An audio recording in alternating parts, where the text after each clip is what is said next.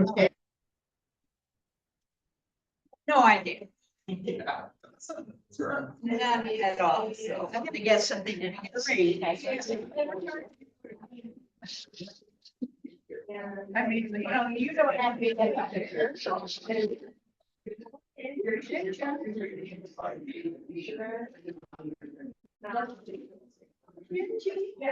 Save my rice.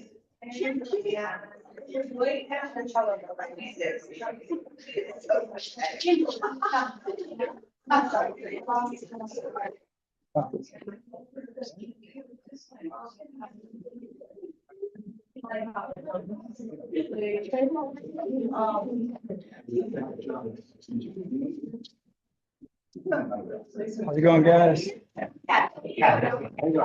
First time. Welcome.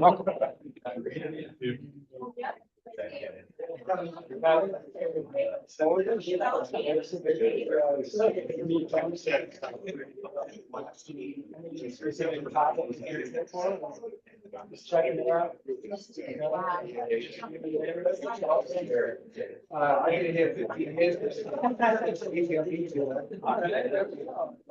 Friend of Sean. Okay. My wife's having to be this.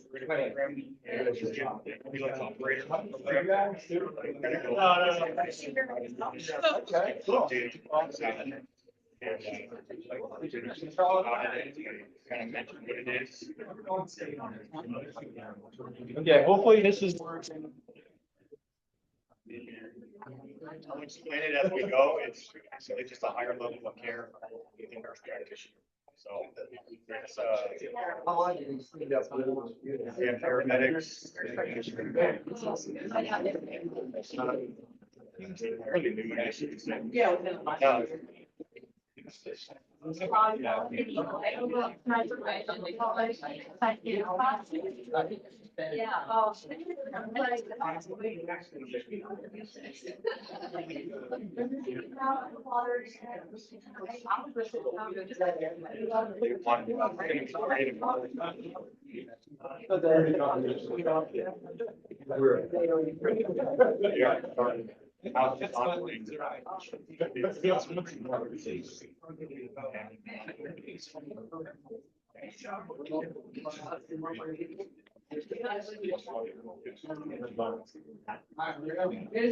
None of that.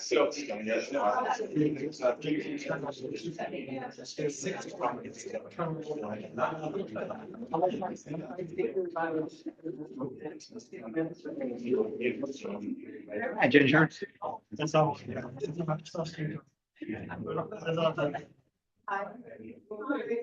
She's right there. She's right there. I was watching. Yeah. He was gonna get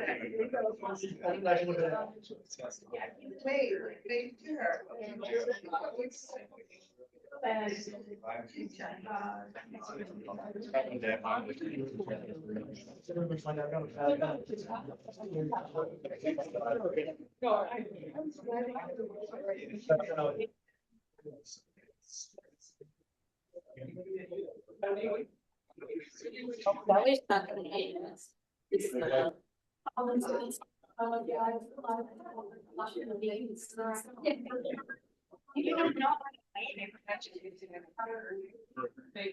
Hey guys, would anyone online be able to just say something so we can test it? Yeah, can you hear me? Robbie? Hello. Listening. Robbie? Thank you. Yep, we can hear it.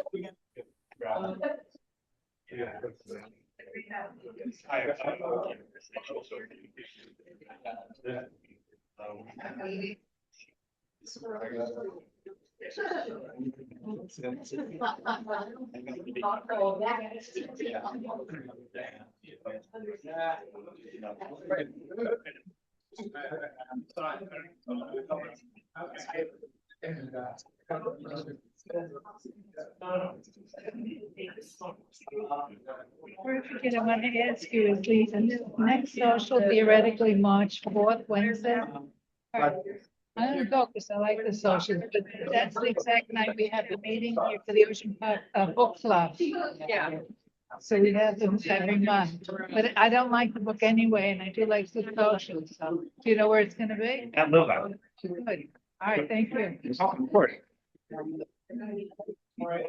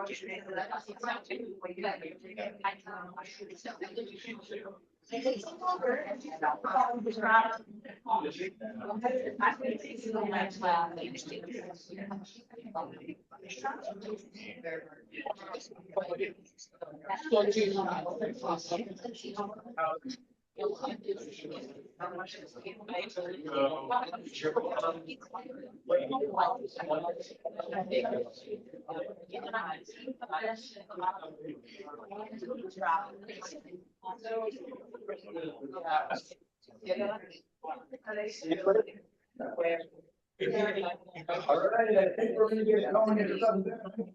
What do you think? There you are. I think so. Hopefully they can hear us. Hi, everyone. Hi.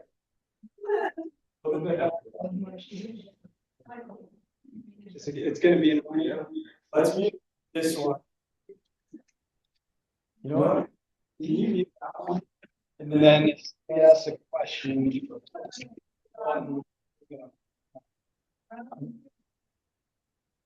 I can absolutely do that. Okay. For anyone that I haven't met.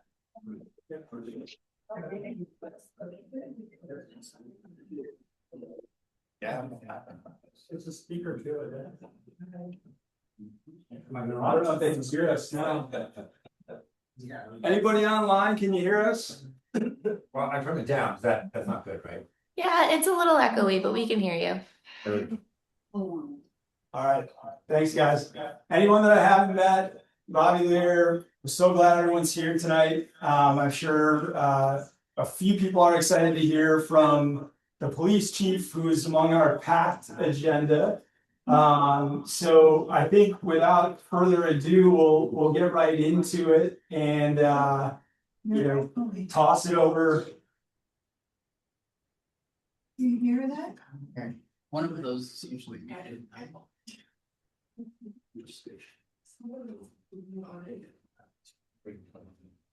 Not sure what's going on. Because there's only one mic. But that phone is picking up sound. Is it? Yeah. Back as well. So now try. Oh, yeah.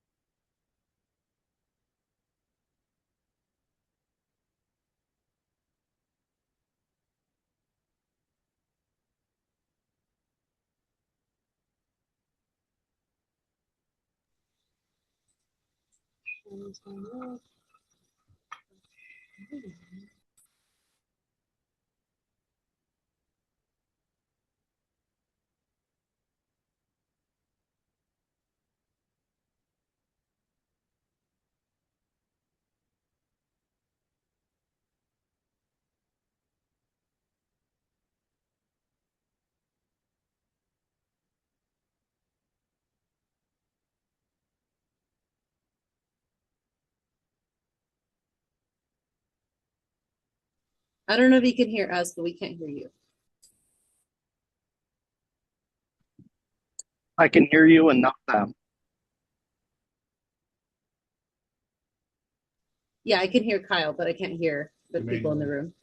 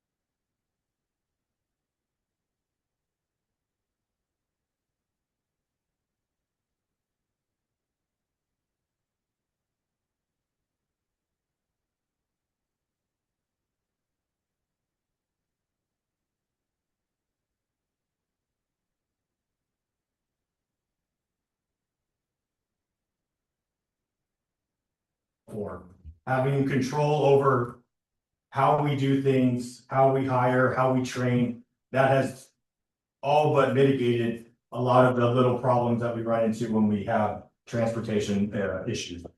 The advanced provider unit, I don't know how much everybody knows about it, but it consists of a paramedic and a nurse practitioner. That as well is going really well. The consensus on that is that it's helping reduce transport times and hospital wait times.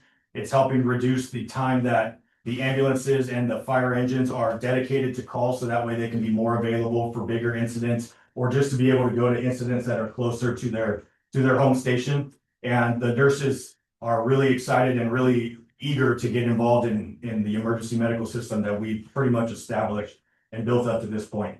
I'm not sure exactly where everyone's knowledge is on the program or where the topics have gone. So if you have any questions, now's a great time to ask me if there's anything about them. About the ambulance, yes. Are the nurses in the cars? So we have a separate vehicle for the paramedic and the nurse. You'll see it driving around. It's a little Ford SUV. It says APU or AP1, I'm sorry. So that's the Advanced Provider 1 designator. And they attach themselves to calls that they hear on the radio, that if they can assist in helping a patient ultimately not go to the hospital and solve the problem right then and there, that down the line reduces the wait times at the hospital. Who's in the ambulance? The ambulance is the ambulance operators, the two EMTs Okay. that are designated to that rig. So this, I'm sorry, if they're looking to also maybe prevent people from going to the hospital, things seem like they can do their, what's the extent of their, not knowledge, but the extent of things that they can do So out in the field? A nurse practitioner is the next step above a paramedic. For lack of a better term, street medicine, as far as like on the calls here, paramedicine is the highest you can go. Into the hospital is then where you get nurse practitioners, all that stuff. That bridge that we're now establishing is allowing those nurses and what we call NPs to do their scope of practice, which is much greater than a paramedics here on the calls. Sutures and scribe medication, things like that. Out in the field. Yeah, the big ones, I'm sorry, I didn't answer your question really. The big ones are sutures, removal of catheters and replacement of catheters. Oddly enough, that is a very, very high volume call that we get. That way they don't have to leave and they can just stay at home. They can fix that there. Medication prescription, minor cardiac issues, they can oversee it and kind of get a better diagnosis on what is going on. It's just a higher level of care.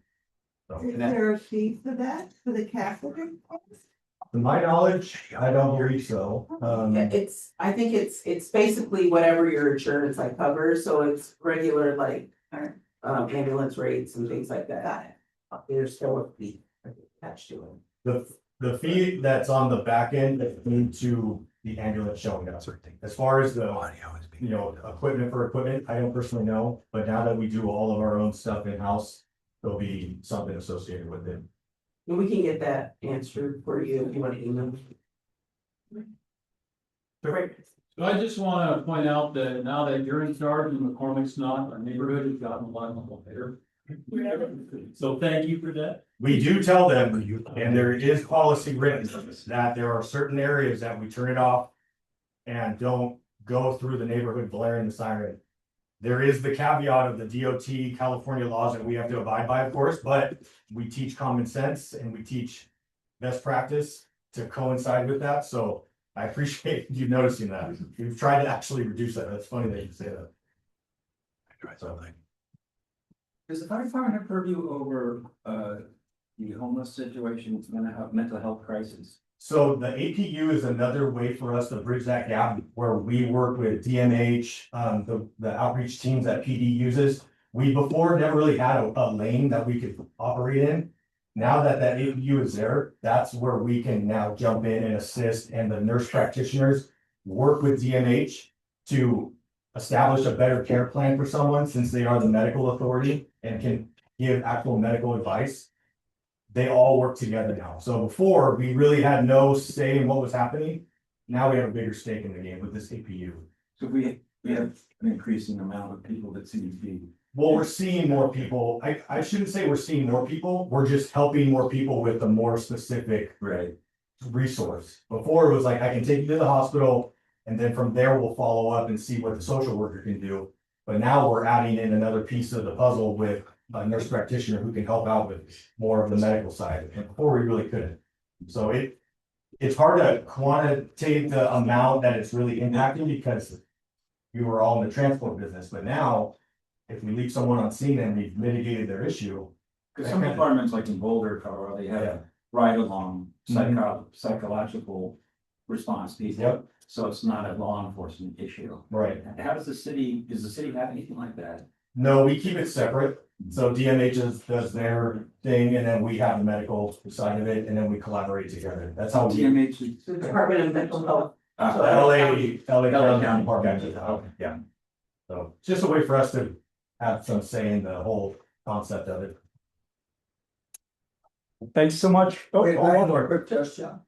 Last siren comment. I've noticed lately there's another set of sirens, sort of like a moving sound. You know who they are? There's a set on the dial that if you go all the way to the right, it sounds like the European sirens. That might be what it is, but for the most part, it's just a dial. I can look into it, but it's, if it's a different sound, I don't know. It may not be us. Maybe LA City coming in, so. How can the community be more help to you? Is there anything the community can do to be of more help? Honestly, you guys have been rock stars with this whole program, being flexible with us, getting it going. It hasn't been, I shouldn't say it hasn't been easy getting it off the ground, but having the patience with all the groups and working with the city has been really, really great. And letting us kind of build it and then present it in the way that we have has really taken a lot of the pressure off us, because we want to do a good job, obviously. We want to give the best patient care we can, and to see that it's coming to fruition is a big deal. So you guys are doing great. I really can't think of anything different aside from just the support you've given. And if you have any questions, please let us know. That way we can fix it early and not let it get out of control. That's really it. So these two programs that we talked about tonight are directly attached to the realignment plan that you've heard a lot about. And so they're the way that we basically were able to use the funds from the budget for that plan and put your dollars to work right away. So in the sense of having the full blown, like taking over the APU, which is also it's projected to bring back $7 million in revenue to the city. So that's the big piece, in our situation that we've been having. And I want to invite all of you to come to Fire Station 1 on May 9th, Saturday, May 9th, save the date, is Fire Service Day. And you'll be able to find out more about our programs in those 3 hours, and come out and visit us and take a tour and hang out with us for the day. I'm sorry, where's Station 1? Yeah. Station 1 is on 7th Street. We would love for OPA to have a table. I know it's kind of outside your neighborhood, but people travel all around Santa Monica. 1337. 1330, yeah, right across, everybody know where the main library is? Yeah. We're right across the street. All right, thank you Awesome. so much. Thanks so much, guys. All right. Thank you, those of you online, for bearing with us as we figured out the audio. I'd encourage you to pin whoever's speaking each time that they're speaking. That way you can see them. That's a whole nother problem that I don't think we're going to solve right now. But anyway, thank you for bearing with us. We're excited now to turn it over to Halima and the police department. I'll let you guys take it away. Hi, good evening, everybody. I'm here with Officer Pardo and Officer Tago.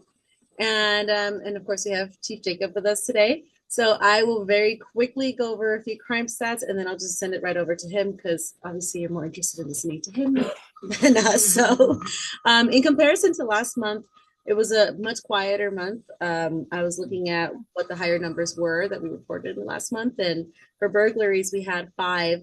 And this month, this last 30 days, we only had 1. And it was a garage break-in where an e-bike was taken. No break-ins into an actual residence. This was on the exterior portion of it. Same with vehicle thefts. So in the past, I've talked about vehicle break-ins tend to be a little higher near the beach and those areas where maybe tourists are coming or leaving suitcases in their vehicles. We had 8 last month, and in the last 30 days, there were 4. So that also dropped. We also had 2 vehicle thefts and the entire vehicle taken. And it was dropped down from 3 that we had in the prior time. So overall, slightly quieter time frame. We are still seeing some of the pocket picking happening at the Victorian, but that's also kind of been a little mellowed out. It sort of ebbs and flows, as we've discussed in the past as well. And a lot of it tends to kind of be tied to the level of the tourism that occurs in the city, not usually for our residents, but just still something to be aware of and knowledgeable in. But besides that, do we have any questions directed to that before I turn it over to Chief? Any questions? Yeah, what did she say, Stephanie?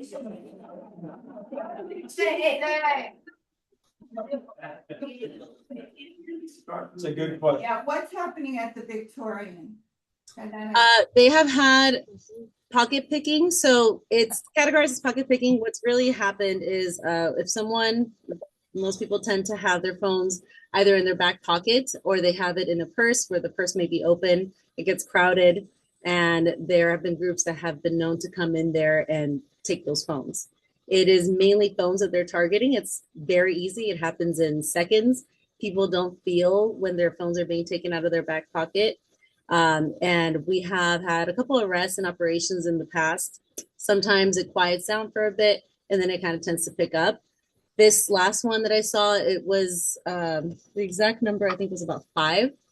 So it's not as high as it's been in the past, but it is something to keep an eye out for. If it is a place that you frequent or you know somebody that frequents, just ensuring that you're watching your belongings, that you're not leaving anything in your back pocket or leaving any purses or any valuable items just not attended to.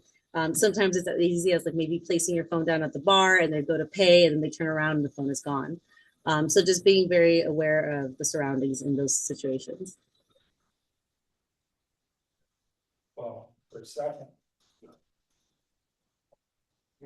All right, any other questions on the stats?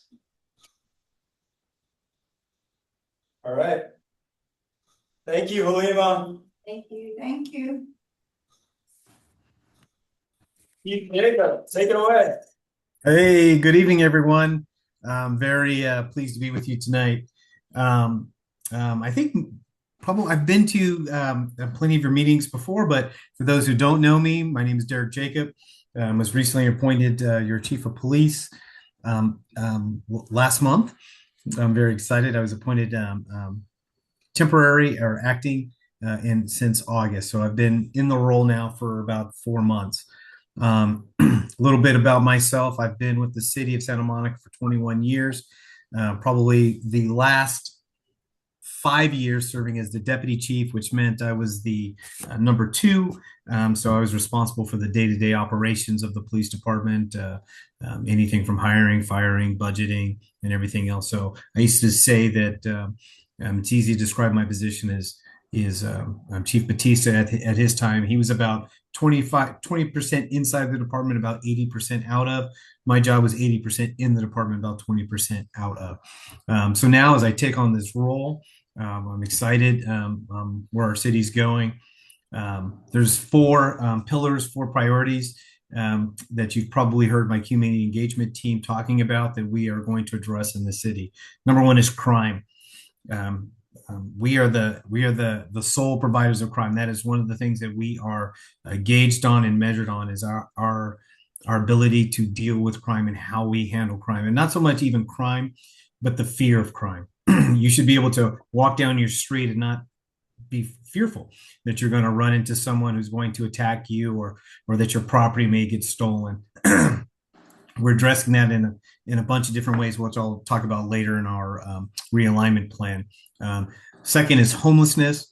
Homelessness in itself is not a crime, but we as a police department are the main source and touch point of homelessness in our community. So we have to deal with it, right? It's not a crime, but we will not allow social disorder to happen any longer in our city. We see it and we will address it, and we have been addressing it.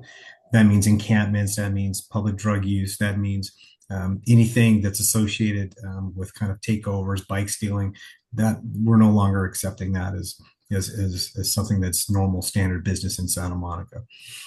Thirdly, traffic. We believe traffic safety is important, right? You want to be able to walk your kids to school. You want to be able to walk to where you're going. Santa Monica is a very bike-friendly, walking-friendly city, and we have to encourage that. And the kind of sharp increase of our traffic fatalities is on the rise, and so we're combating that by doing a lot of traffic stops and enforcing traffic in our city. And lastly is community engagement. It's these types of meetings and talking with you folks about what you feel are the issues in our city. What do you feel, right? It's easy there's 7 neighborhood communities, neighborhood groups in our city, and each one of you have a different viewpoint of what the issue is going on in the city because it affects your different areas differently. And so we have to make sure that we're listening. The community engagement team with Halima and the officers in the background, we spend time listening to make sure that we are addressing what you also think are the problem, right? We can show you stats, we can look at our stats, and we have an idea on I can tell you that, hey man, your issue going on in your particular area is burglaries, but for you it may not be burglaries. It may be the homeless guy in the park. It may be folks crossing the street and not running stop signs in your area, and we have to address all of those things as well. With our new city manager coming into town, we're kind of committed to economic vitality and bringing that back into our city. So part of that starts with the realignment plan. And some of you have seen the city manager, Oliver Chi, talk about this, and the Mayor Terosas talk about some of these things out in public. So one of the things we're doing is we've combined our DART team and our downtown services team into kind of one big team that handles the downtown area and the oceanfront area. So that's now 3 sergeants and 20 officers that are assigned to that area to do work. We're getting we're starting to break ground, hopefully tomorrow, knock on wood, of a downtown substation inside Santa Monica Place. We've moved community service officers and other officers down to the downtown area to address that particular area. And everything is just not in the downtown. We're also addressing our corridors and our major thoroughfares throughout the city.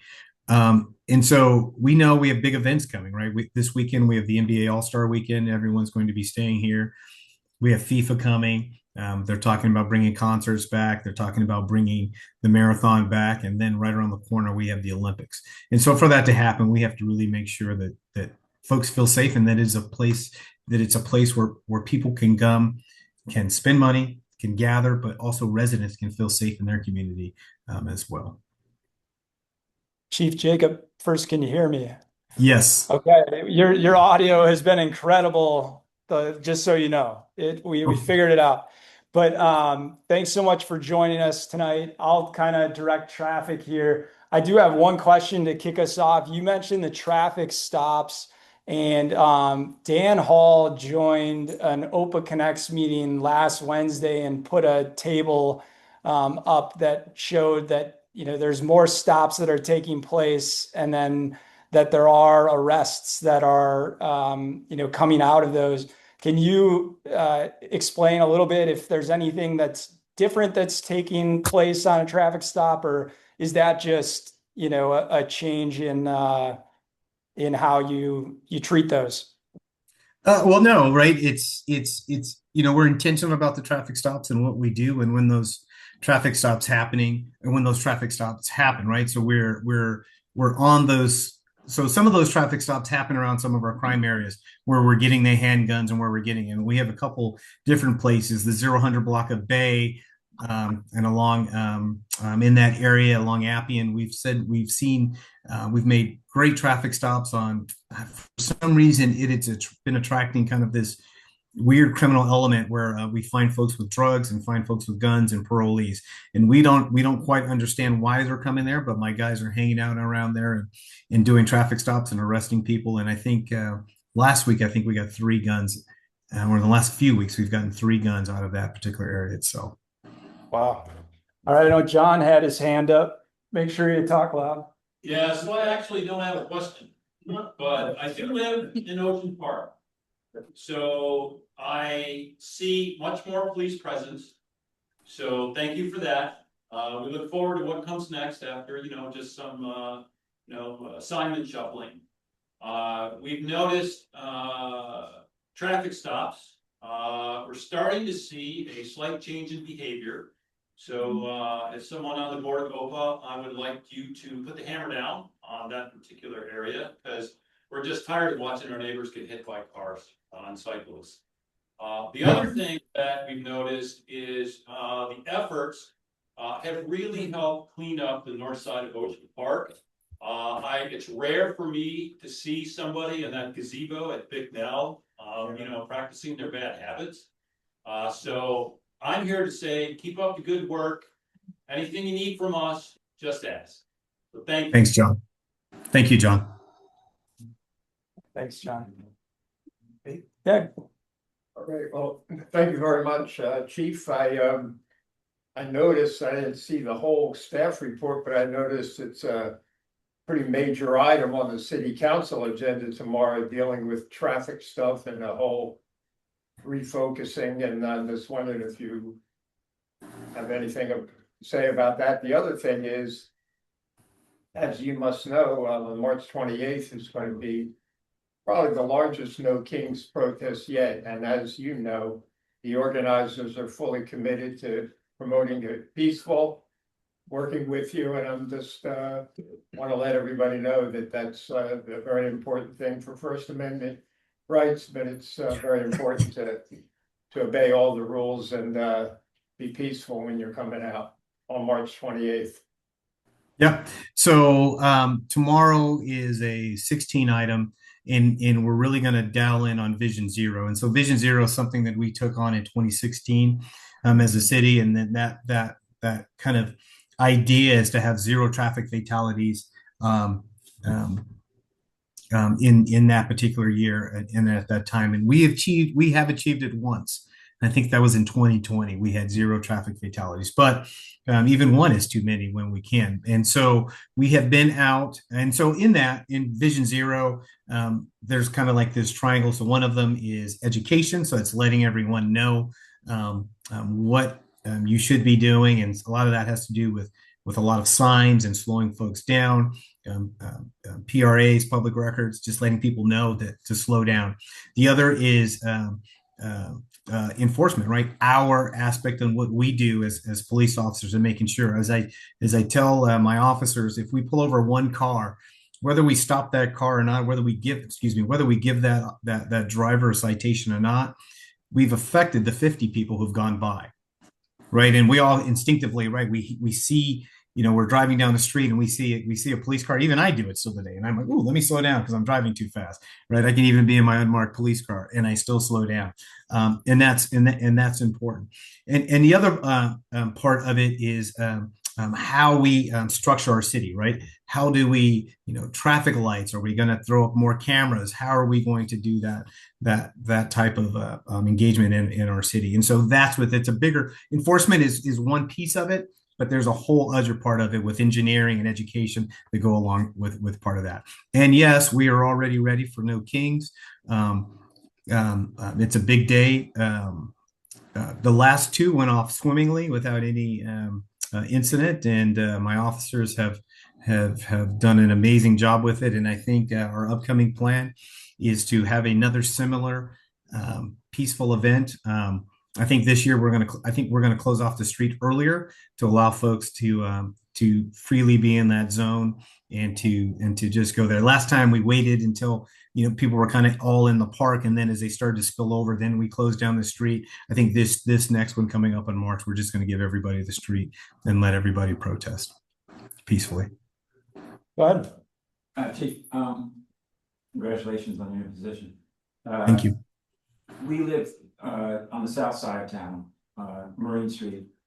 And in the 32 years we've been there, we've seen an uptick in mentally distressed, homeless people who routinely wake us up at all hours screaming profanities. There's been a couple of assaults. And there's been a movement for the first time as well from Rose and encampments at the intersection at Marine and 3rd. Particularly Main Street to 3rd is what we're witnessing. And we call the non-emergency line when we try to be accommodating as much as possible, but after 2-3 weeks, same people we call. And when you do show up, you do a great job. It's about a 50%. I know you're busy, but you guys have always run a terrific perimeter. All the years I've been there of the border. And I would just say, I'm sure you're well aware of the uptick given current circumstances. And it's gotten to the point where several women in our building call ahead for an escort out of their car because we have people who are literally hanging at the gate out of their minds, and we don't know if they're aggressive or not.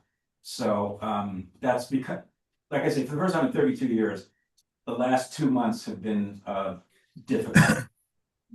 Yeah, I think what we're seeing, and we're seeing it on the beach as well, in your area. I don't know if LA is now making a push and kind of pushing their kind of groups over to our area or what's going on with that. But we are addressing it. We're reaching out to their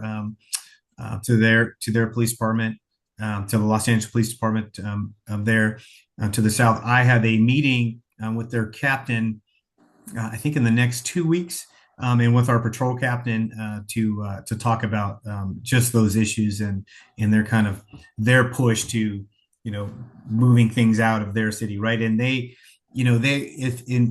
as I always tell people, right, if you think Santa Monica has a homeless problem, all you have to do is just drive to the border, right? And you folks who live along Rose in Centinela, and you go and you see the encampments over on that side of the street and how they're not on our side. But now we're starting to see them try to make a move over to our side. So we hear you, and we are starting to address those. How would you like us to contact you? So Halima just reached out, and in the messages, she wants me to put you in touch with her. Terrific. So I'll go ahead and do that. I was going to say, reach out to Halima. Yeah. All right. So I know we got at least 2 more hands here. Does that sound good on time, Chief? Yes, please. Okay. Go ahead. Hi, Ian. Hi. Hi there, Chief. My name's Eli. I live on the north side of town. I have an office in downtown Santa Monica. I want to thank you for the increased visible presence and also for traffic enforcement. I noticed in the numbers that you guys are issuing I think it's a higher percentage of warnings, maybe about 30%. Just curious if that's planned to continue or you guys are being friendly right now because you've increased enforcement activity. What's the thought there? Sure. I think, sometimes a large percentage of what we do is about education, right? And so, it's no secret some people can talk themselves into a ticket, and then some people, depending on what they do, can need a ticket. And depending if they're what they do is so egregious, they're running stop signs, stop walks, stop lights, on their phone, talking, almost hitting the other cars, right? We're going to give those folks tickets. But I think, we leave that to our officers' discretion on whether they write the citation or not. But about 30% is typically, but between 30 and 40% is typically what you're going to get from officers on traffic stops. I think, at least in this city, I think we do err on warning our residents instead of actually just citing and being that department that just cites our residents for some things. And if we can curb the behavior with just a traffic stop and a talk and a conversation, typically 8 times out of 10 we hear, I know what I did, I'm sorry, I'm only going here, it won't happen again. And if the officer believes that they're outside of one of those kind of crazy things that happen, the officer has the discretion to issue a warning on that. Okay. And also the intersection of Ocean and Montana, someone runs the red light every time I go through it, so if you want to station somebody there. Ocean, Montana. Yep. Well, we'll make sure that it's part of the part of our definitely part of our rotation. We just had a man and his child hit right there, walking across that street. So we are definitely aware of it. All those crossings are very dangerous, but that red light gets run every time. Yeah, I think they're gonna have to put a flasher there or something going on, maybe a lighted stoplight or something going on through there, because that intersection is one of the danger ones that we see a lot of folks kind of speeding through and running through. Yeah. Thank you. Hi, Chief. Fran here. I'm finding the pedestrians are out of control. I'm a driver. And it's really horrendous. They're walking right out. We're driving along on green light and bam, they're just walking right in front of us. Yeah, we did an analysis of all of our kind of traffic stops. Of all of our accidents that we had, and a fair share were pedestrian, were the primary collision factors. Bicyclists are also primary collision factors, as well as vehicles. The problem, is that this is a kind of a walking city and a biking city, so we really got to pay attention to folks walking around the street. And if they, but we do have people who head down in their phone, who cross the street, who won't even look, and do get struck by vehicles, and that's rarely the driver's fault. It's usually up to the pedestrian. And we don't just ding the driver, we ding the pedestrians. We do write citations to pedestrians. We do write tickets to bicyclists as well. I'm finding an incredible increase in pedestrians being difficult in front of traffic. And also motorcycles are riding in the bike lanes. Yeah. Yeah. Well, thanks Out there. Thanks so much, Chief Jacob, for joining us and all that you do for the city. Everyone, thank you for spending your time with us tonight. My pleasure. I look forward to talking to you guys soon. Okay. Thanks, guys. Bye-bye. All right. We'll keep moving here. So we're going to have a new segment for our monthly meetings here, and then I'll welcome Cheryl Parsons here as our first. Tran, you're close. I gotta write my hand too. It's okay. But I can't read my phone either. So the new segment is a Meet the Merchant. Cheryl, I'll let you tell the story. Celebrating 5 years on Main Street, and pretty exciting to have you here with us. Hi, I'm Cheryl Petran. I own the pump station and nursery. We've been in Santa Monica. It'll be 40 years this year, believe it or not. More to come. We just celebrated 5 years on Main Street this past weekend. It was fabulous. We had all kinds of fun festivities. Keep it short because I know we're behind schedule. I came to the pump station in 2007 when my daughter was born as a mother who was an older mother and had no idea what I didn't know. I came on board. My background was big retail. I was a buyer for Target. I was a senior vice president at a toy company, and I had my own design development firm. And I came on board, and I walked into the pump station, was blown away with, you don't know what you don't know till you don't know it, okay? And I was embraced by the fact that they were all so loving and caring, and the education is all evidence-based. All the teachers, the instructors, the founders, registered nurses, board certified lactation consultants, licensed clinical social workers, everything. I fell into the world and I became COO, CEO, and then I bought the business in 2014. We were struggling in dealing with Amazon, Target, you name it. I was part of that world in my past life. We moved to Main Street 5 years ago. And we love being here. We love being part of OPA. Sean has embraced us. Everyone's embraced us here. I think the thing I want to just remind everybody of is what we offer is a community for parents, expecting and new parents. We have prenatal classes, breastfeeding, baby care, childbirth prep, CPR. We struggled during COVID like everyone else did. We took all our classes online. We picked up, we moved to Main Street. And where's somebody you knocked on the wood earlier? We're thriving right now. We're grateful for all you guys. And we want to be here for the community. We want to be here for another 10 years, another 20 years.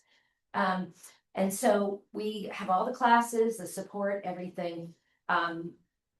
We are not Amazon. We are not Baby List. I'm asking you guys that as you meet people and you find people, come in. I give out my cell phone number to everybody. My team does. Jeff Bezos does not, okay? and I welcome anybody to call me, reach out to me and my entire team. And we want to be here to support expecting new parents. We also have a fabulous grandparents class, and it teaches what you learn in baby care and breastfeeding. Grandparents get to learn because the rules have changed. A lot of you put your babies to bed on their tummies, and we don't anymore, okay? So we do so much more for the community. I recently became part of the Main Street board of the business development district or whatever it is, because my big marketing background, I feel strongly about bringing business back to Santa Monica, Main Street community. I buy all my Christmas gifts in local stores. I go to all the stores around. I encourage my friends to do that. And that's what we want from you guys. We want you to share it, talk about it. 310-403-3880. That's my cell phone number. Okay. Call me, reach out to me, my team. Olga's my assistant store manager back there. She's fabulous. My team consists of literally my newest employee has been with us for 8 months because she's going to become a lactation consultant.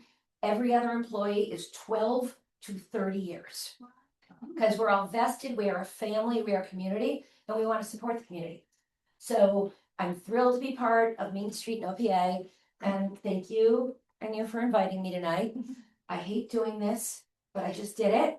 And come see me at the store and the rest of the team. And if we can help you in any way to support anyone you know having babies in LA and families, it's tough. It's a really tough area to navigate, and we work with a lot of nonprofits as well. So we're always donating and doing things to the preschools in town and supporting local events. So come see us.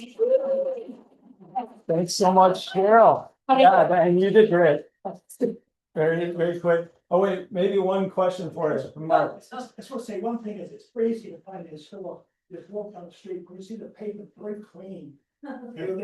Is that if everybody over from Main Street followed that example, that we have a very, very clean Main Street. They do one. We try. Our mom was like clean bathrooms and pavements. That's all the dads. Thanks again for joining us. I think we'll give it a shot for a little while. I think it's great to meet Cheryl and to hopefully when you pass around the street, you guys say, oh yeah, anyone says hi, but we appreciate you coming tonight. Matt, you made it. I'll invite Matt up to the front of the room here. So the different neighborhood councils every month get together on a conference call. And Matt brought it to our attention that I guess we joined right after I, was named the president or whatever, just to try to make sure that we continue conversation with all the neighborhood groups. And Matt mentioned that there's an issue that some of the neighborhood groups have been talking about. And I felt that we should give him an opportunity to talk a little bit about it today. And so would turn the floor over to you here. Appreciate it. Thank you for having me. It's great to be here with everyone. People I recognize, some I don't. I will vouch for the pump station. We were pre-COVID, my wife and I did the Mommy and Me, my wife did Mommy and Me classes, and some of her still good friends are from that class. So I can endorse those. I'm not here for that. I'm here because I'm born and raised in Santa Monica. I have 2 daughters, as I'm mentioning, in the schools. And I'm also the co-chair of NOMA, but mostly I'm here as a concerned dad.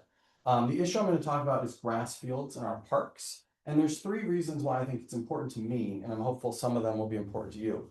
One of them is environmental. We know that real grass is better for the environment. A wise man once said to me once that they were proposing putting in fake trees in our neighborhoods. We'd probably be outraged. Another is equity. 75% of our neighborhood or our neighbors are renters. More live in condos and townhomes, and they don't have backyards. So our parks, our schools are the only outdoor places that those folks have to play.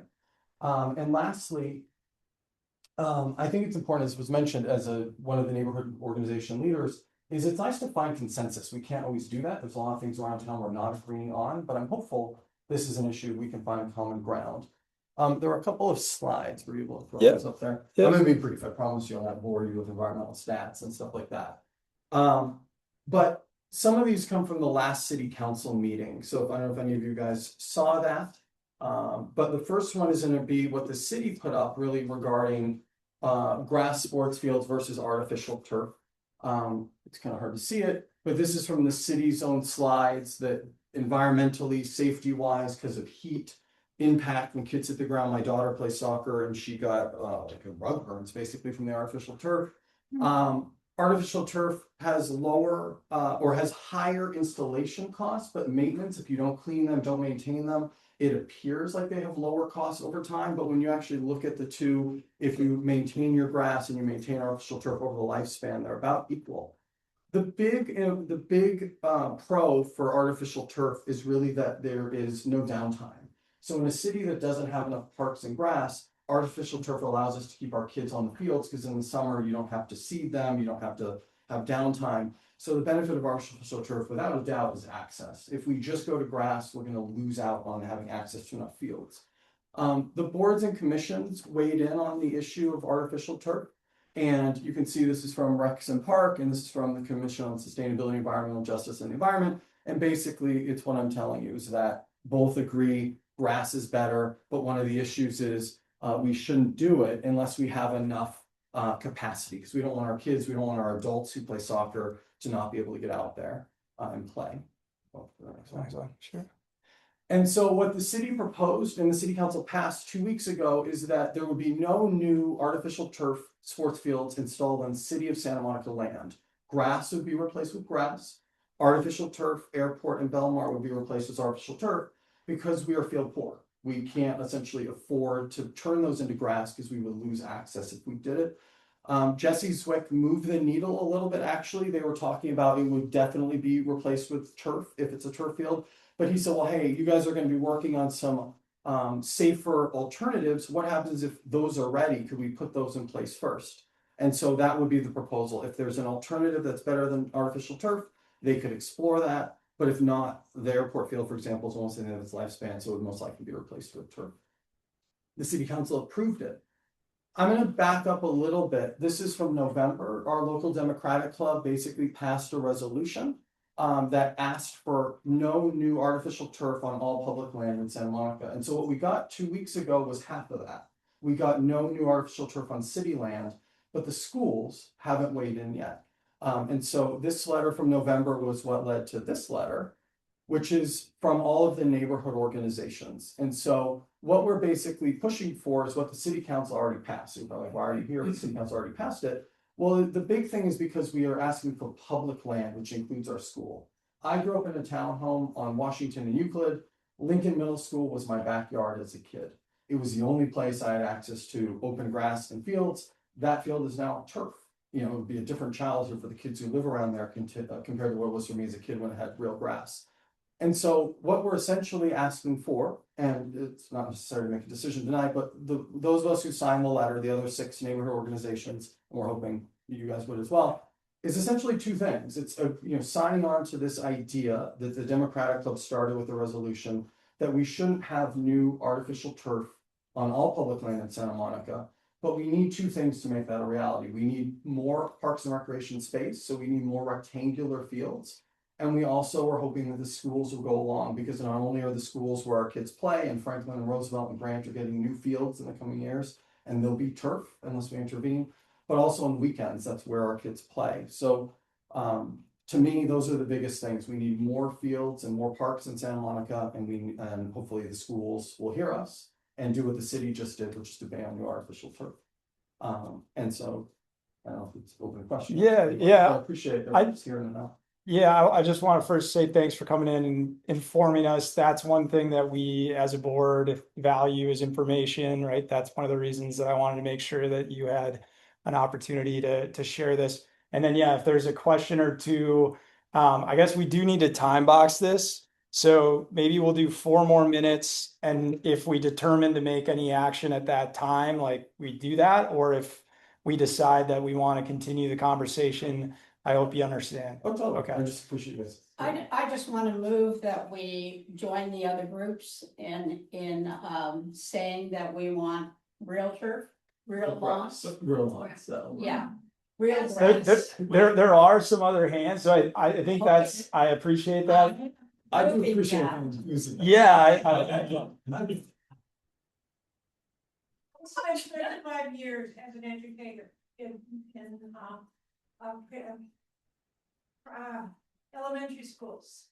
And I know the necessity of having grass there instead of turf.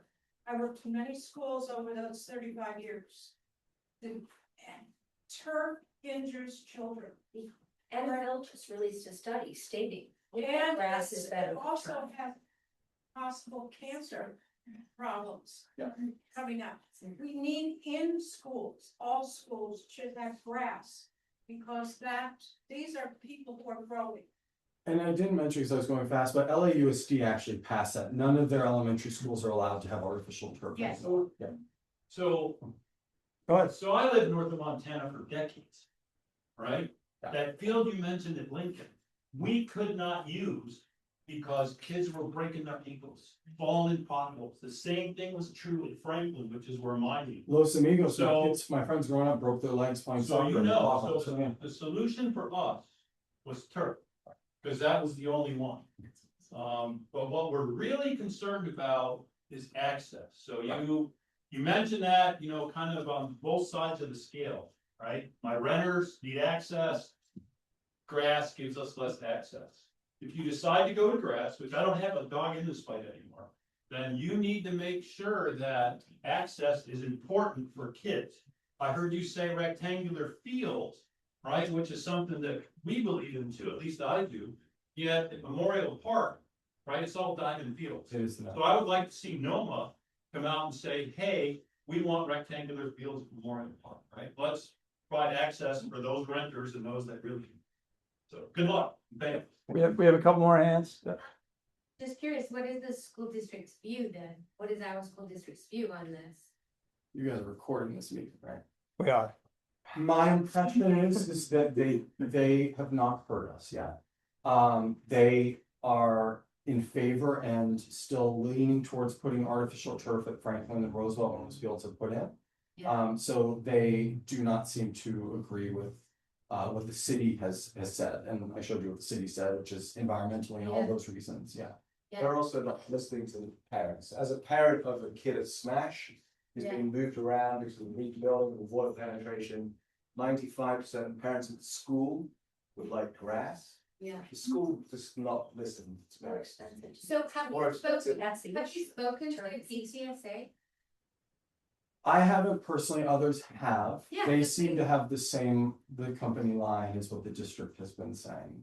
And then what he said is what I've been hearing, they're not listening. They bring out specialists from turf companies to our school meetings to extol the benefits of turf over grass. And none of the parents are interested in that. Okay. But we kind of get shoved down. So I'll bring this information to our PTSA, which is the Ocean Park Neighborhood School, the Smash School, and also Right. Pat. Right. And we're invested in it because obviously we're gonna move to a place that they're doing the grass or they're doing the turf. There was rumors they right were now. gonna take it away. Yeah. Or expand the turf to. Anyway, We might have a meeting with the district, so I'd love to loop you guys in and. I see two more hands here. Go ahead. Oh, yeah, Jerry can go first, that's fine. First of all, I think Judy Abdo's motion is right on spot, especially as the first chair of our Urban Forest Task Force 14 years ago. And I'm honored to be a member of the Urban Forest Task Force, which will soon be a full standing commission. Has already supported this and so many others. Whatever the policy is, it's not like OPA's endorsing a candidate or anything like that, but I think taking a position on something so important environmentally to Santa Monica would be a good thing. And I think it would hurt our group if we don't do that. And this is a good place to start. And this is all for the kids, and it gives an argument why we need more park space. For me, that's why I'm with the Great Park Coalition, and my God, it's almost like a no-brainer here, the direction we need to go.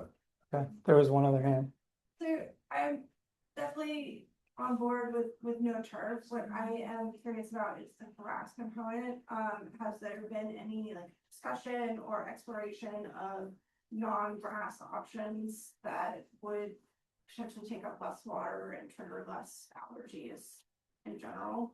The city is doing some sort of study about, I think, more natural alternatives. There's some Bermuda grasses that are supposed to, they're hybrids that in Nevada and Arizona have been able to keep kids on the fields even in the summer. So my understanding is, based on what the council did 2 weeks ago, the city will be investigating those kinds of things. But I think the more our community pushes for these things, the more it'll be prioritized and budgeted for. And sounds like you guys know better than me how this environmental stuff will work in our city, but I think that's the hope, is that the city will move in that direction and then the school district will follow. Yeah, and I do think, I'm just gonna make a comment here, the thing that, so I'm like, should we vote on this at the moment and take a position, which is not something that we typically do, right? Which is the one thing that I'm kind of torn about here. But the other thing that makes this something that we could continue discussing is that the city council did vote to essentially like evaluate feasibility for the replacement of turf fields with grass, and that's a case by case basis, which seems like a pretty good like outcome to me. But again, I'm one in a broader board here. So I guess I'd love some direction from any board members here as to whether, I mean, I guess all we need is a second for a vote, but let's have John make one comment. So, I know politics, I know this environment, I know how we got here, I know what comes next. What you have to address in order to be successful with the school district, not the city, the school district, is access.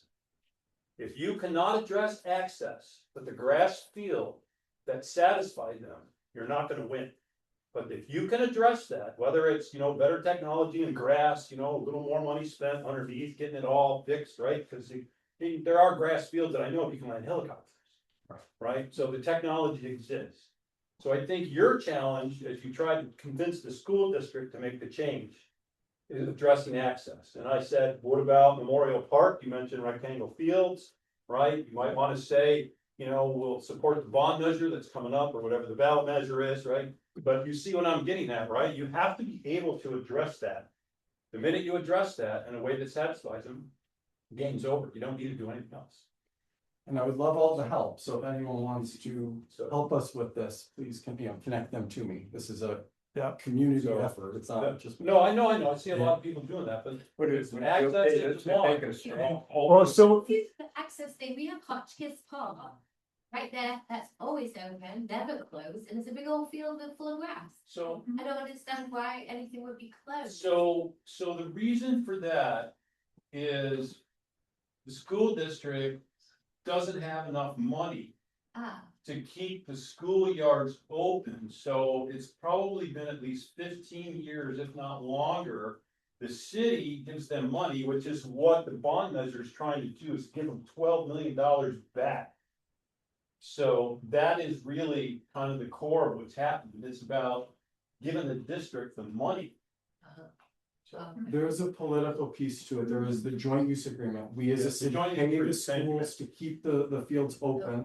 They're converting many of our fields, even at the elementary schools where they don't play a lot of organized sports into Smash, into artificial turf.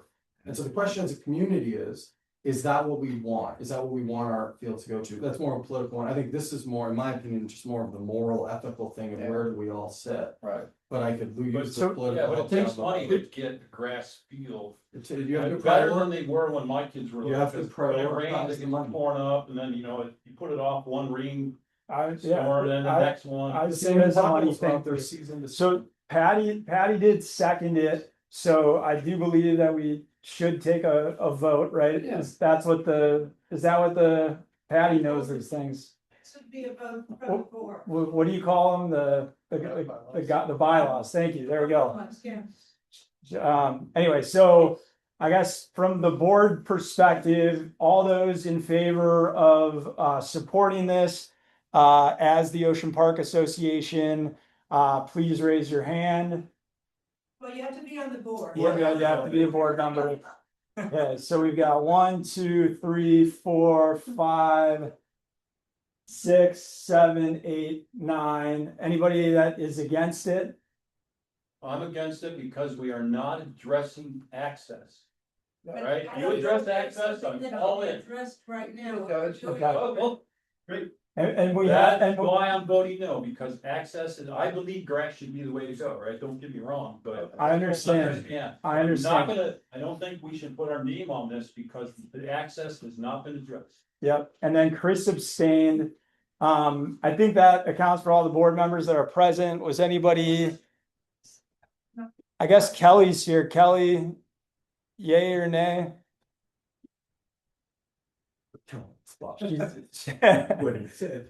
Okay, she walked away from her mic. That's what happened. She's abstaining. I put it in the chat. Matt, I hope that we can work together. Oh, here she is. She said she put it in the chat. Oh, okay. I Got couldn't it. figure out how to give a thumbs up. Okay, thumbs up's perfect. Thank you, Matt. I hope that we can all work together. Okay. Thanks so much for coming. Yeah. All right. You have a good one. Yep. All right. Now we're gonna hear from Kaylee. Yeah. Kelly was 10. Yep. So it passed. Kaylee, I'll let you tell all the good things about Meals on Wheels here. But it's nice enough to join us. And I believe you're the director of the West. Yeah, Okay. I'll do it. And I had slides that I know Yep. really kind of, so actually I'll just. Okay. type for everybody. Oh. To make it a little bit easier. Love So it. my name is Kaylee Hawkins. I'm the executive director for Meals on Wheels West. So just to kind of get a temperature of the room, how many people have heard of Meals on Wheels? Oh, yeah. Hyper familiar. Great. Perfect. Okay. Why don't you ask So, how many people volunteered? I'm sorry. Oh, okay. How many people have volunteered with Meals on Wheels West? Awesome. Okay. So then you guys can answer all the questions. And I know there's some names that are going to get funny. We appreciate it for that. Volunteer. Yes, it's fair. All of the support helps.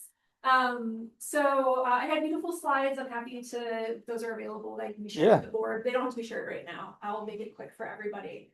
But we're at a really interesting point at Meals on Wheels West, and so I wanted to introduce or reintroduce what's going on with our organization, with our local neighborhood associations. So in 2025, our organization saw its highest amount of clients, served 727 unduplicate clients that year, and about 210,000 meals just last year. The demand is absolutely unprecedented. It's 150% growth over 10 years. And for anybody who's been following some of the trends of our nation, we're coming on what's called the Gray Tsunami. Has anybody heard of the Gray Tsunami? So by 2030, we will have more individuals who are 65 or older than we will have 18 years and younger.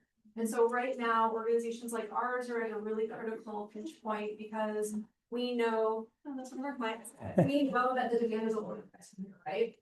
There's two main pieces that Meals on Wheels addresses through our work, and that's not just We have a speaker here who wants to announce so more than 80% the of our little clients, thing that's happening at church. some of the services where they can age in place and have to really An facilitate organizer of or other more costly adventures. And I was like, those stats are flying. And another point I like to point out is that it's really important for our community to know that this demand is on the rise because 93% of our clients do not pay more than $1 for their food, and it's about $10 per meal price. So we truly are fueled by the community and funded by the community. This is all fun stuff just about like the food and what we serve. We can fly by those. Let's keep going down. Okay.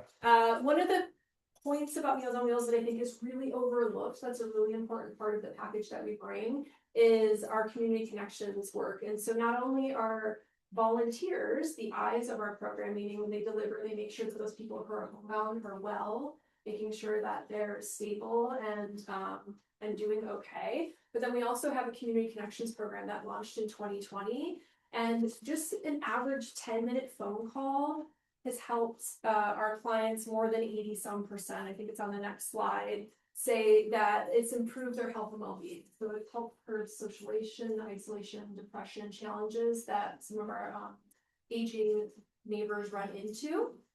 And we also offer referrals. And so we have more than 60 partners in our community that we will do everything from this individual needs help getting a walker to they might need special diabetic pedicure. Like we have a whole range of services that we'll refer them out for free and low cost work. One of the most important pieces though is that while we cover 5 communities, the heart and soul of what we do is in Santa Monica. We have more than 500 clients in Santa Monica, 3/4 of our clientele. And then I pulled a fun little stat today that we see about anywhere between 25 and 50 of those clients coming specifically from the Ocean Park neighborhood. So we have a lot of our neighbors that are depending on us, and we're going to continue to see a lot more of our neighbors depending on us. So we'll leave this slide up here about how individuals can help. As I mentioned, we are completely fueled by the community. We're not, federally government funded or anything like that. Every dollar that we bring in comes from either a local government source, like the city of Santa Monica, or from neighbors. And we have 2 calls to action right now, and I'll leave some flyers back on the pizza table. One is tomorrow we're launching our most ambitious campaign yet. So we're hoping to see 280 of our clients have a month's worth of their meals covered, which costs $280 per person for a month, which is a big dollar amount, but to feed someone for 30 days, as well as provide them those social services, it's a really great way to get back to a neighbor. And number 2, outside of volunteering in the traditional ways of either being a friendly caller or a delivery volunteer, we are actually opening up our search for board members. So we really want to see that we bring more individuals onto our board of directors who are truly invested in our community, who are really passionate about helping organizations like ours get ready to scale up as we're going to have to in the coming years. So I'll leave a couple flyers in the back. They'll have my business card on them. Anybody is welcome to reach out to me with any questions. But the board member search right now is going to be going underway. So we'd love to make sure that all of our neighborhood associations know that that is something we're looking for. Since that was the fastest I've spoken, Nailed it. The roughest overview possible. Is there any quick questions I can answer for anyone before you guys move on to the agenda? just thank you for the work you do.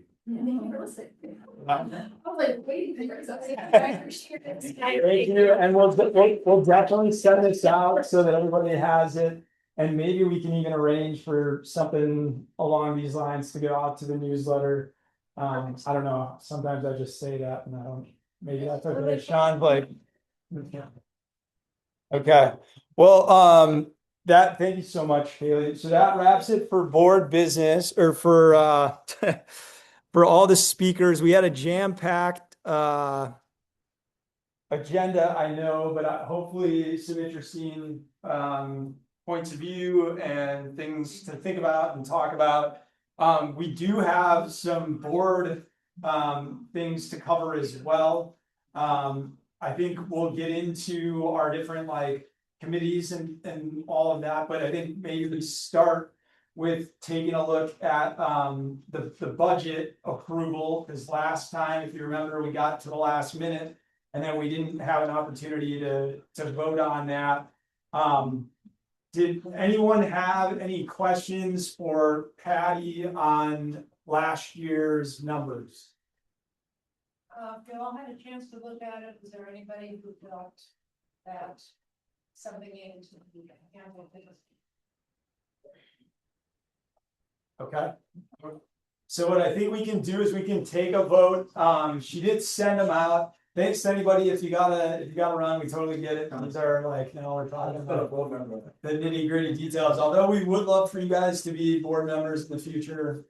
We'll have quarterly events coming up here. Tony, when's the next one? And this part of the meeting is open to the public. It absolutely is. Absolutely.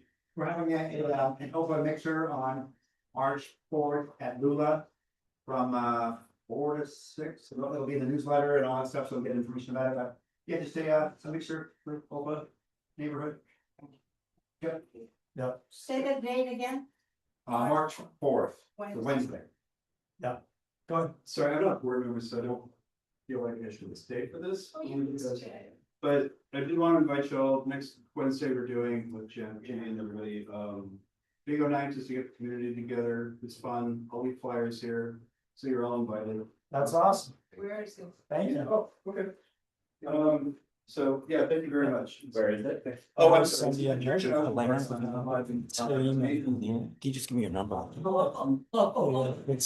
I have her email. That's her email right there. Okay. Okay. Thanks. So, all right, so I guess we're moving on to the budget vote. Okay, any questions before we take the vote? Okay, so we need someone to motion. I will move that we approve the budget. Okay, can I get a second? We've got a second. That was close, Jeff. You're half second behind. You're getting slow in your old age. Half second behind. So, can I see everyone who chooses to accept the minute, the budget? Okay, we got everybody raising their hand. Anybody that does not, Kelly? I accept. Okay, we accept.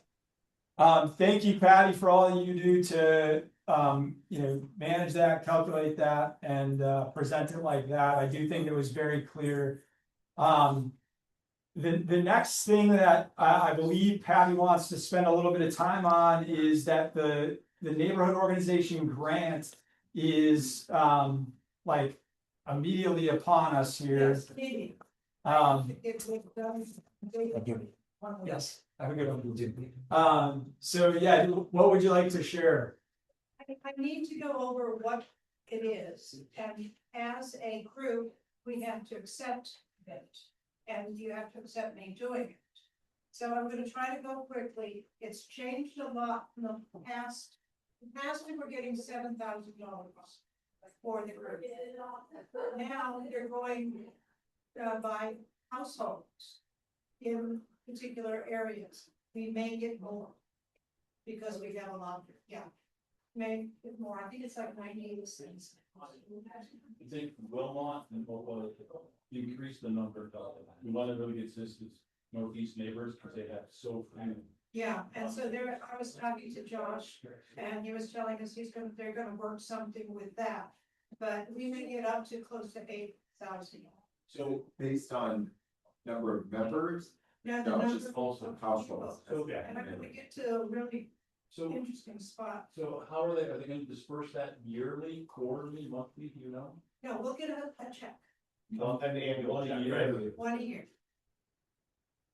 Let me get. Yeah, This is the way it has been for the past years. We would, I would fill out a lot of stuff, tell them what we're gonna spend money on. They would give us a check for the money, and then it would be going into what we had in the bank. So we will ask Oliver Wednesday about this. Why? Because the way, because the way that the city made the changes. But, No, wait, so the way that, he's talking about annual payment yeah, and. versus monthly payments. What monthly payment? It doesn't, what I'm gonna say is that what the city did is they changed the way they fund the neighborhood group. Not only how they fund them, but how you can become a neighborhood group. Anyone can form another neighborhood group, so Okay. suddenly you have 8, Okay, instead of 7. yes. So that but changes the That description. is not going to change right now, and it will change this. I have to get this in basically before the 13th, and that's Friday. Okay, I didn't know that. Oh, yeah. That's what I wanted to do this. keep going. Yep. Okay, first of all, we have most of the eligibility requirements covered. I'm gonna tell you the ones that we need to. We need to publicly post our organizational bylaws on the website. I don't think they're posted. So that needs to be done. They're on the old website still. If they are, okay, then I can check that off. This is the one that's gonna be a bit of a hard one. We have to submit demographic data for our area. And I'm gonna go over that a little bit more. They want to know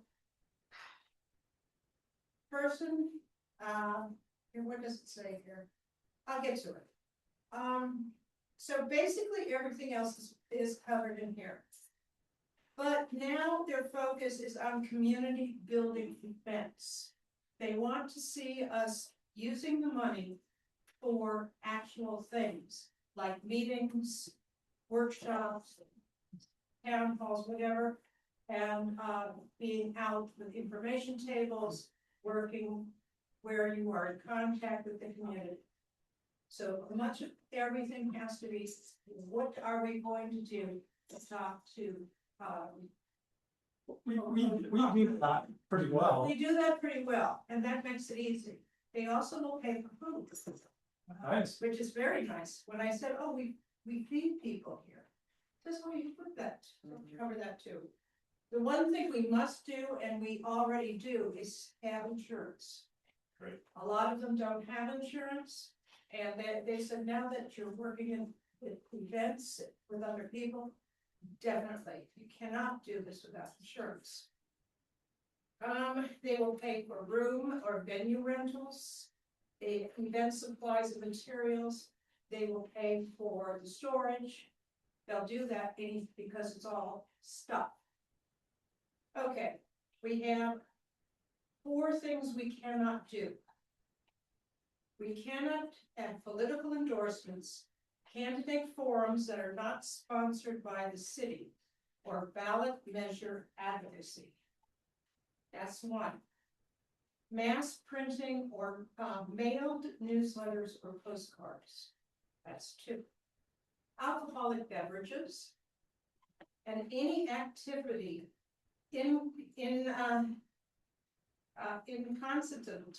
I'm having trouble tonight with the purpose of the neighborhood grant. So basically, what they're telling us is we cannot do anything that comes about candidates or about ballot measures. Question on the alcohol. We can't have alcohol at events that the funds are going to, or we can't purely. We can have alcohol, they will not pay us. Got it. I cannot charge. It doesn't. That's why I have.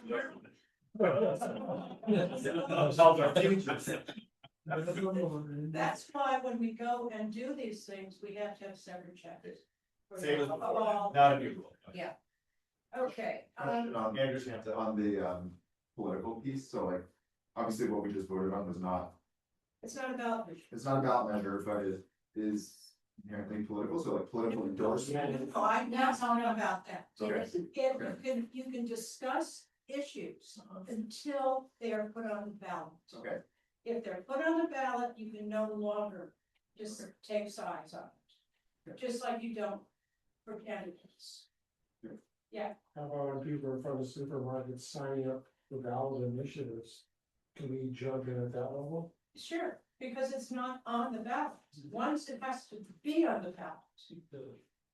Right, so what they've done is they've tried to be prescriptive on a number of things, but I think when we get into a gray area like that, Dave, I mean, it's, it's yes, is it no? No, right, no, slap me if I'm wrong. Well, what I was told was, and discuss it as long as it's not on the ballot. Okay. Once it's on a ballot, you can't discuss it as pros and cons. I thought that was pretty easy. I just wanna clarify that, like, we can discuss it at meetings, we just can't take a position as an organization. Whoa. After it's on the ballot. Yeah, that needs to be I'm sure.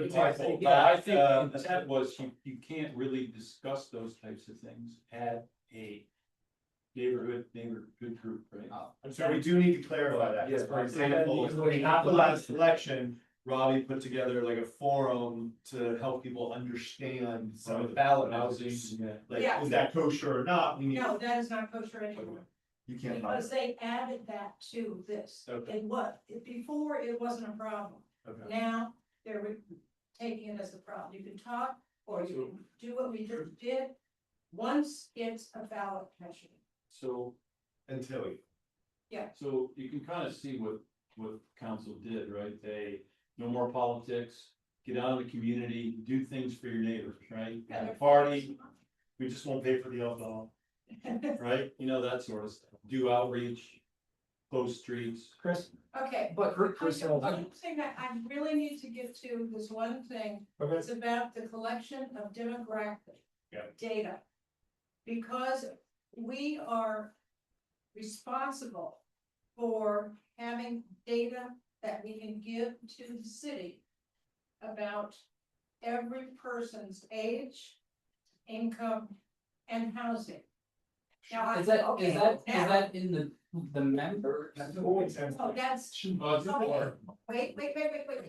I told Josh, I said, nobody's gonna wanna do this. How are we gonna do this? It's insane. He said, what you can do is have a survey, a blind survey, and put it out and ask people to voluntarily answer the survey on 3 things. How old they are.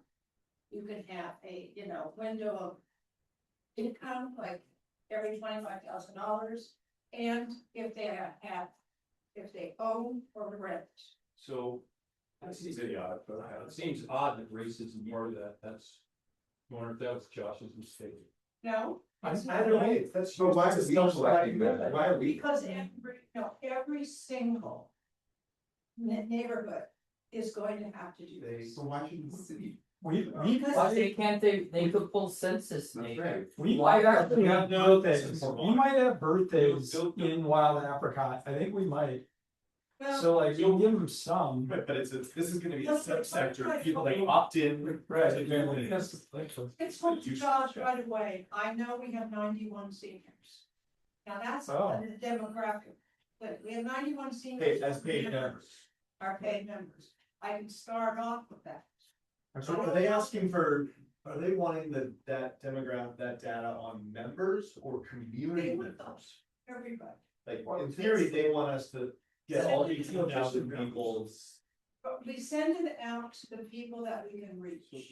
Okay? Well, I guess we just have to do the How checkbox do to do you, it. how do you do that And though? ignore the You fact have that to it's mail it out to typically every resolved. but we can't mail out. I think, This is gonna be hard. No, all good. But it's city's unclear. Okay, because, and that's what he says, the city is trying to put something together that they can pass out to us. But in the meantime, they would like us to come up with our own ideas. Probably to give to the city, because they don't know what they're doing anyway. So I said, well, why don't we have a blind survey? You don't give it your name, you give your age, your income, and your owner. No address. So what do we specifically have to do by Friday? By Friday, not this. Yeah. This I. But do we have to give them suggestions by Friday or just say this is? Suggestion I am suggesting. If you have a better one, tell me, because I have to write it down. I personally would say push for this and say, if you do it this way, you're going to get 8 completely different surveys that are all statistically invalid because it's self-selecting people. We need the city to tell us what to do or drive this entirely. Yes. I mean, does anyone disagree with that? no, they did say that, so I've seen some of these emails. So Seascape is going to be a newsletter that the city's gonna send out and talk about the different organizations. And to be included, we need to meet like a base level of information. So I think we should meet that level of information, and then I don't disagree with what, you know, like they're figuring this out. It's They're clear. figuring it out. Yeah. They know they need it. And they then don't know- Chris had a question. Chris, what was your question? So I'm caught up on the, like, what we can and cannot discuss during our meetings, or like, Judy, on Wednesdays, you're not allowed to talk about this anymore. That Nothing is anymore right now. I think like I We wouldn't. never were. I wouldn't, but now it's sounding like you can't. We know what you they can't were have trying to candidates. target. You can't have candidates, so. That's right. We've We've never done We've that. never been able to do candidates. Once it, and I told this to Eli, who was here tonight, once you submit your name, you can attend a meeting, you can raise your hand at a meeting, you can't be agendized at a meeting. Right. And I told him that tonight, because. I'm sorry, Sean. So Eli from Abundance, he's filed his paper. That has always been. And so he can To attend a run meeting for like the he city did tonight, council. he can raise his hand as a community member to speak like he did tonight. He can't get up and talk and he can't be on the agenda. Yeah. And that's no different than. Okay, did that answer your question? That does. Yeah. Okay, but And did- so- they were targeting the other groups, and this is recorded, or whatever, but the other groups were blatantly saying, like, we're putting our, you know, Yeah. they're our horse, right? But we couldn't because of our staff, right? So like, look, I understand we There's couldn't. only one other that's 5-1. Yeah. So, Yeah, exactly. but now they are telling the C4s, you're not gonna get the money if you do it. Right. So to us, it's fine, you've always been that way. Yeah. We're just adding what's going on the ballot. Was And it we don't know was it what's going on Jamie? the ballot till the ballot is made. I forget your name. Is it Jason? Is there a I was way motion? off. I get Jason. Brandon's getting an incredible education on neighborhood groups here, but That's what I say. and by the way, guys, Brandon is the newest member of the OPA Business Club. He's a gold member for yeah, Super Bloom, yeah. Super Bloom. Okay, but yeah, back to Maddie. Mr. Newest, member, what are your, job? What is it? Hi, hello everyone, I'm Brandon. I run a fellow 501c3 called Super Bloom Collective. We're based in Santa Monica. I've lived in North Santa Monica for close to 14 years. Figure out where this money came from. I'm sending notes. Yeah, I suppose so. We did pay some amount of money. I don't know when or where. It was very short. I got you. Don't worry, I'll. Okay. So, Amazing. Thank you for the support, Brandon. Yeah, for sure. Thank you all. Here's, Yeah. the thing I have to do is I have to get your permission to do this. You want to get the money. Yeah. Okay, Yeah. so, wait a Yes. minute, I've been involved in this from the very beginning. I know, but I've been doing this for 10 years. All right, we're not fighting on anything, we're just talking about stuff. Yeah. I'm talking about the changes, right? And you have to be a 501c3. right? Because if you're not, the city cannot accept real liability for what you do, right? Because you have no insurance. The other thing, that the city council cared about was the neighborhood groups using that form for politics, when that is not the mission statement of any of them. So that's why there's no politics in the whole thing, right? The council majority was really upset at the way that the last Christian Crane thing took place. I mean, it was unbelievably how upset they were. So this is how they countered that. The details of what has to go in, and you heard me ask about the money. I think the questions about politics too, like what constitutes what you can and cannot do, are still fuzzy. So I think we should bring this up to Oliver when we talk to him, if we have that extra minute. But the point is, may I say something? I've been working with Josh since Josh was doing this. I talked to him for a full, there's no problem with us. We're the C3s, we're the good guys. They're doing this basically on what we do. Yeah. And we just have to continue. Let's let John. 100% correct, because that's what I told him. And that's what everyone else told them to do, because we are different. So Everybody's on the same page. Everybody's on the same page, right? I move that we approve Patty to submit the neighborhood grant application. Second. Oh, wait a second, John had what, did you have what, something else? Yeah, go ahead, man. It's just. All right, John. John. Listen, I'm an old lady, I do this. Wow, I'm sorry. No, I'm serious, I have illnesses. Sorry. Why did you Sorry, guys I'm say gonna that? just walk out. I am so upset. Sean, that's out of control. If he was in my class, when I send him to the principal. That's something really horrible. That's like But stuff. he was telling us what. Oh my God. We, I knew we already do, what's the hell? He's telling us. You know something, I can't take this. This is out of I'm control. sorry. I can't deal with people like that. That's horrendous. That is, no, you're out of control. You're out of control. Okay, I'm sorry. Brandon, it's not always like this. It's my first time I've seen it. It's never. It's never happened. It's the first full meeting. Yeah. John, Pretty much my fault. Okay, Lots so of rules here. let's, I guess what you need is you need to submit a budget of some kind. Need to submit, yes, what we plan to do. And it's covering August the 1st of 25 to June the 15th of 26. So I do have a lot of stuff that I keep track of. And I will keep track of everything else. Okay. So what I do is I turn this in, like on Friday, he looks at it. If it's good, then they will give us a contract. Okay.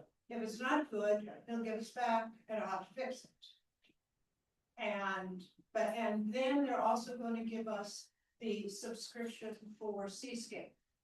And have all of that done too. So I mean, I talked to this guy and he agreed, John agreed with me that we're the ones that are talking. Yeah. Right? I didn't mean to upset him, but he kept. Oh, no, talking no, about other things. Yeah, no, everything's okay. Dave. And I'm sure as time goes by, if we have to make minor tweaks in the way we approach politics, we can handle it. This is not something we can't do. Right. Like, if something changes, we just forward the changes. Yeah. Yeah. So when you get that contract back, will we get a chance to review it? Of course. Yeah, so then, just I mean, go. I try to be transparent as possible. Right. And I just need to know I gotta get it done. I have ideas of what we should have in here that will work. Yeah. And knowing more and more that it is the events and what we do for people, rather than just what we, he doesn't wanna see how much we spend for a website.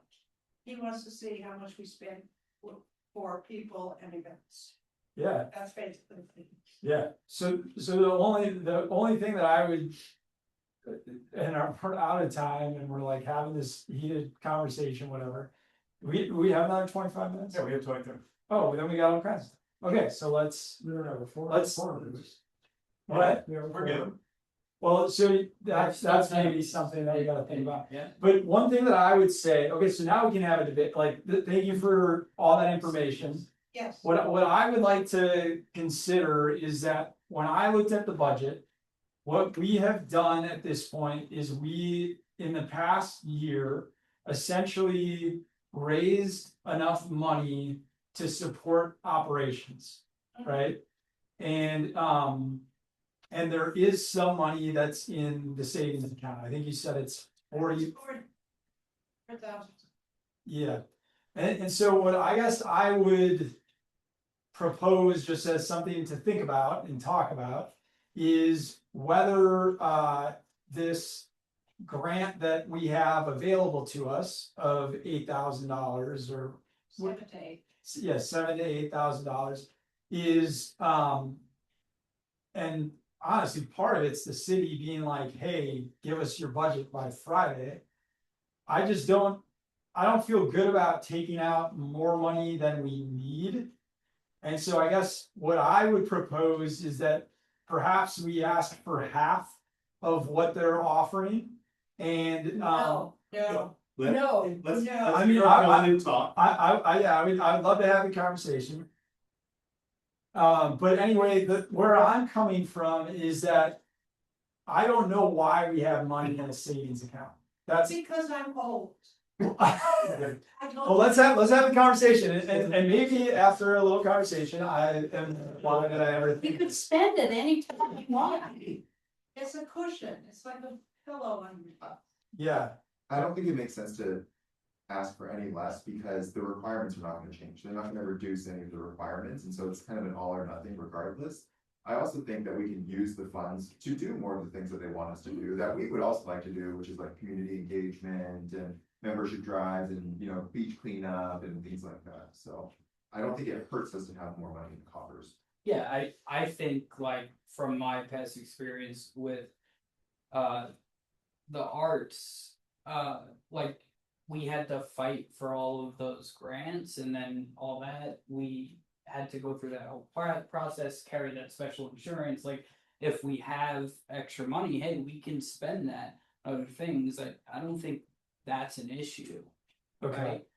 Yeah. I don't think amongst the board members plus community members, there's no shortage of ideas that we could put money towards something. Like I like the idea of having more money, like personally, than I like savings, all these things. But as an organization, what I worry about is if we, and I guess what we can say that if everyone's not loving this idea, we can talk about just like what is the bar for money that we spend, and then yeah, go ahead. Our insurance is $3,000. Our storage is $2,000. That's right. Right there, that's 5, and I'm talking only 2 things. I saw that I went item by item because you do it really well. Yeah. And what I think is that we have a situation where we are generating revenue, and that revenue can sustain what we have done. We spent $1,500 on our. What's the downside of asking for everything? I'm not No, sure. I mean, like that's Okay. it's the expected thing. I even talked to a couple people, and I was when I first thought, like, I don't know that we need any of the money. I don't. We do. We do so need the money. I don't know. The insurance rates are going up every year regardless. We need storage, we need all those. Right now, we have $7,000. We have $7,000 if you include the savings. So we can decide how we wanna spend it. right. Or save it. And I mean, we had a party that we had to lay down $1,500 for that venue. Now I'm up to $6,500 that I can write off right now. Now, there's food comes to $800, $900 a year. Okay, we're over 7,000 right now. How come we can't have a grant and a revenue stream? We could do both.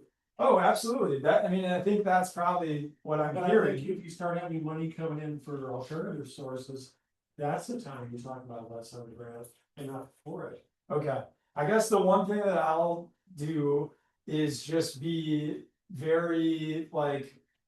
The thing with the city is not in a good financial position, right? We all know that. The money's already set aside. But that 7,000 could be used on other things. They won't use it on others. No, they won't. Peanuts. I mean, it's fine that you're saying that, but I'm just saying, like, It's a tiny amount of money compared to what their problem is. Robbie, I'm hearing what you're saying. yes, And I appreciate that. I think that what we can do with the $8,000 or whatever grant money it is a lot more than what they're gonna do with it if we just Yes. leave it to them. Yeah. So we should, as residents, we should take that opportunity to allow them to let us use that money to do something good for our neighbors and not put it up to, who knows what they would use it for. okay. I don't think anybody's on my team right now, so I mean, I get it. What I wanna do is I just wanna be very deliberate about what we spend the money on. And so I will do that, and I'll just make sure that I make it known if I think that something that we're spending the money on isn't appropriate. Well, our expenses last year was $13,049. The year before, it was 21,000. The year before that, it was 20,000. We really cut down on what we were spending, because we weren't buying a lot of stuff to give away. We have a lot of stuff. Okay. We're gonna have to buy more stuff, I think. Well, but that's what I'm saying. I am not okay with, but we can get into the details of that. That's all. All right, everybody hates me. No, I'm so happy that was Are we supposed to vote on something? We do have to say, let's go to the city for money, and I know Patty will do it perfectly and we'll have all the money. Did you wanna? I'm just gonna reiterate the motion then. Yes, let's do it. To file the full amount of money from the city for the neighborhood grants. Okay, we got, first, do you wanna do the second? Okay, all in favor? Okay. My hand's up too. Okay, I'm still gonna be staying on my principle, but I love you guys, we're gonna do this, it's gonna be great. that's fair. Right. You keep, Okay. you keep watch. How many do we have as guesses? 1, 2, 3, 4, 5, 6, 7, 8, 9, and then the Kelly 10. And Yeah. one, no. He Yeah. said no, or abstain. We have to, Then no, and then John, do we need to reach out to, who's ever not here? we have. Yep. Department eight. Got it. Okay, great, anything else money wise? You're already destroying me. No, I don't think so. We're good. Yeah, okay, so I know that some folks do have some updates from the different committees. I guess we could start, anybody from the executive committee have anything that they wanted to touch on? No, Nothing specific. okay. Great, I know Ian had something that he wanted, Just take a couple of minutes. yeah, that's more than okay. So you guys may remember last meeting, Sean mentioned, and we had somebody reach out, I don't know if he reached out to you, yeah, from the road stage. And he asked if anybody. He spoke at the last meeting. Yeah, and oh, that's right, he spoke. And after that, Sean said if anyone was interested in pursuing this, talk to him. I did, talk with the guy, Graham, after Grove is the development director, relatively new. And he and I just had a brief conversation where we talked about ways in which we could cooperate. I just wanted to let everybody know I'm gonna explore that with him and bring any, won't do anything in terms of any rumors with him about coming back to the board and seeing where we stand with that. That's it. So he had a couple ideas, you said, right? Yeah, one idea, basically one thing we talked about was ways in which we might be able to leverage some of the marketing capability of OPA. I think one of the things we talked about was when there are new shows, we have it mentioned in the newsletter. And so forth. And then we talked about lunch and learns where they sponsor it basically. It doesn't have to be lunch. Where you'd have some discussion about something around a meal or something like that. And we had a brief conversation. The idea was to first come back to you guys and just tell you that there was this possibility, and does anybody object to pursue? Sure. Anybody thoughts? And of course, if anybody has ideas, please let me know. Is there an interest? And so it is outside Ocean Park, right? So there's that. But it is an arts. Yeah, it's an arts thing. It's interested. Its interest is citywide. Right. So to the extent they thrive in the Ocean Park, that's to our benefit. Okay. In many ways we could help with that. Would be good. Okay. So anybody other thoughts, or maybe it's worth a second conversation and then come back with like a proposal of some kind. Yeah, that's okay, or an event or whatever it is that that you guys dream up. Okay. Can I ask a quick question? This is just about does the road just have a one main stage, or is there smaller stages within the complex? They got small. Yeah, They there do? are. I'm a member. They have smaller stages. Yeah. Thank you. I think they definitely got one. They may even have two. I think you wait two. Well, it's where the Santa Monica College people do their theater work too. Yeah. It's also part of Santa Monica College, but I think they have one, two that they use. One definitely for small. Okay. Any other topics from folks that you just wanna, we gotta update the beach cleanup. Yeah, well, I do have 3 beach cleanup dates scheduled, and I'll work with you. So it comes out in the newsletters. People will see the dates and if they want to volunteer on those dates. But I have 3. And also Solstice on Main Street. Do we participate with Solstice directly as open? We don't we set up a booth? Yeah, that's gonna be June 30th, Saturday. And I know Make Music, if we wanna do it, would be that Sunday, the 21st. Solstice event's been moved to June 30th. That's what I have written down. That's I think they- Saturday. That's I googled it. Tuesday. Huh? That's a Tuesday. I assume it's on the solstice, June 21st. June 20th? But you said June 30th. Oh, so I'm sorry, June 20th. Okay. Which is Saturday. Saturday. Yes. That makes sense. That makes a lot of Nice. We normally we get a booth. So back to back. That's cool. So last year we didn't make music in Solstice. We had like a little impromptu stage with a car wash. But I guess I have to talk to Jenny Rogers about how to get it work this year. But I'm looking for somebody to work with me on the beach cleanups, just getting participants, organizing. Anybody wants to help me, this one person. As someone that's is on the road quite a bit, like getting the dates out as soon as possible helps. So that The next newsletter, I know. things on our calendar, and then talk to neighbors, and I don't know if we have all this unfound money, maybe we put a little bit of like Facebook spend to it or Instagram, I don't know. To promote it, to get more folks out. I know we used to in the past post on OPA Facebook.